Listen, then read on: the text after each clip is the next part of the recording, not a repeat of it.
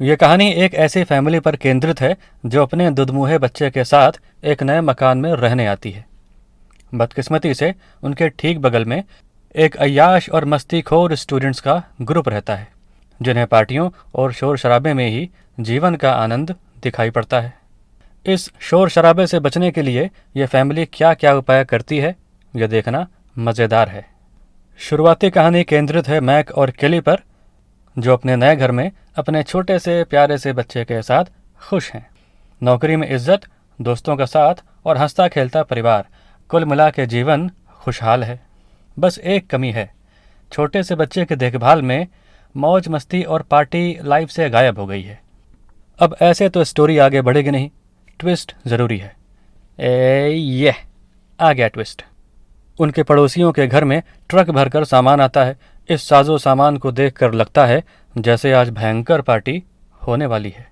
Mac और केली ये डिसाइड करते हैं कि वो इन स्टूडेंट्स से दोस्तों की तरह प्यार से म्यूज़िक का वॉल्यूम लो रखने की रिक्वेस्ट करेंगे। ये स्टूडेंट्स हैं टेडी, पीट और उनके ढेर सारे दोस्त। केली और मैक उनसे मिलने जाते हैं और जल्दी ही उनसे घुल मिल जाते हैं।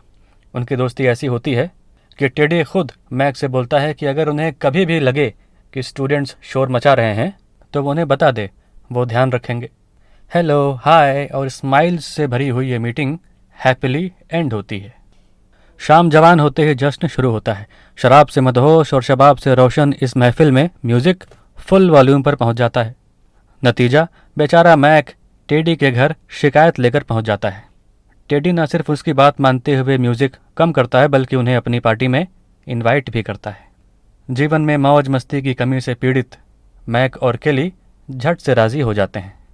नाचना, गाना, पीना, पिलाना और ढेर सारी मस्ती। मैक के जीवन में ऐसी धमाकेदार रात बहुत दिनों बाद आई थी।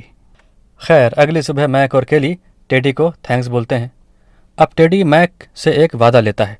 वो कहता है, वादा करो मैक कि भविष्य में कभी भी तुम्हें हमारे शोर से शिकायत हो तो पुलिस को कॉल करने से पहले मुझे कॉल करना, पुलिस को कॉल मत करना। मैक वादा करता है और ये मीटिंग हैप्पीली एंड होती है। शोर शराबे से भरी पार्टियों का दौर शुरू हो जाता है। एक बार मैक इस शोर से तंग आकर बार बार टेडी को फ़ोन करता है कि वो अपना वॉल्यूम कम रखे, लेकिन टेडी इस डिमांड को इग्नोर कर देता है। हार कर मैक पुलिस को कॉल करता है। जब टेडी को ये पता चलता है कि मैक ने पुलिस को कॉल किया तो वो चिढ़ जाता है और इस प्रकार दो पड़ोसियों के बीच दुश्मनी का बीज पड़ जाता है। अगले दिन सूरज उगते ही युद्ध शुरू होता है। स्टूडेंट्स मैक के घर के आगे कूड़ा बिखेर कर अपनी चिढ़ की अभिव्यक्ति करते हैं। जवाबी कार्रवाई करते हुए मैक पड़ोसियों के घर की पानी की सप्लाई काट देता है। टेडी और पीट न सिर्फ इस नुकसान से उबरते हैं, बल्कि वे इतना प्रॉफिट कमाते हैं कि एक बड़ा सा बाथ टब बनाकर दुगनी मस्ती शुरू कर देते हैं।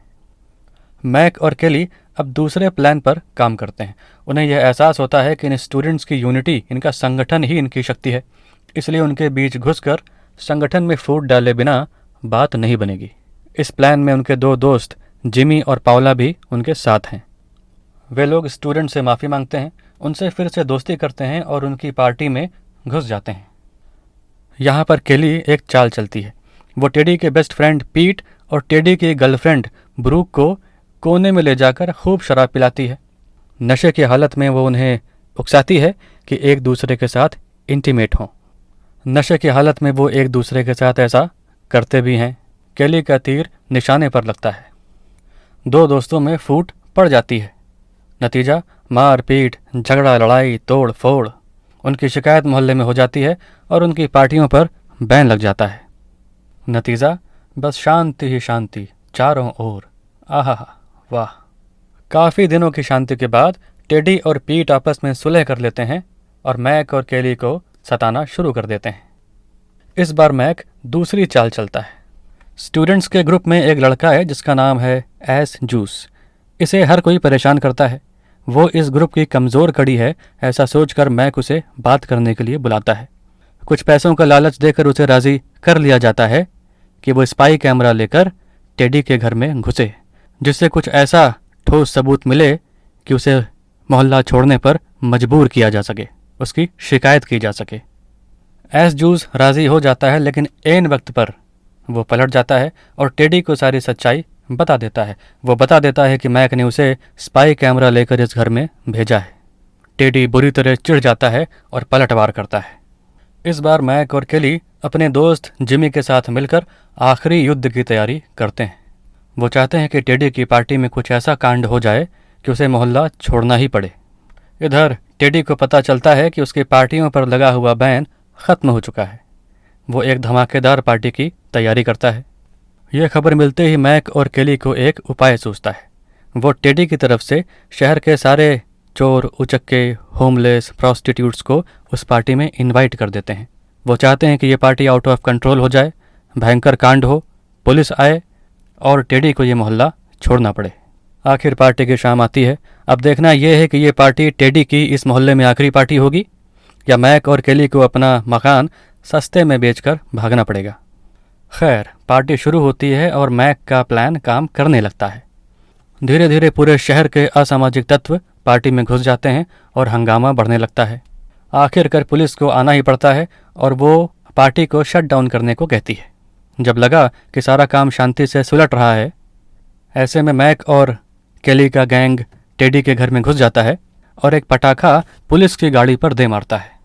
लीजिए, हो गया कांड। पुलिस को बैकअप बुलाना पड़ता है, पार्टी को शट डाउन करवाया जाता है और इस कांड के चलते टेडी को मोहल्ला खाली करना पड़ता है। इस प्रकार टेडी के विरुद्ध इस आखिरी युद्ध में मैक और केली विजयी होते हैं। कई महीने बाद मैक और टेडी की मुलाकात होती है और वो एक दूसरे से माफ़ी मांगते हैं। इस प्रकार यह कहानी यहीं समाप्त होती है।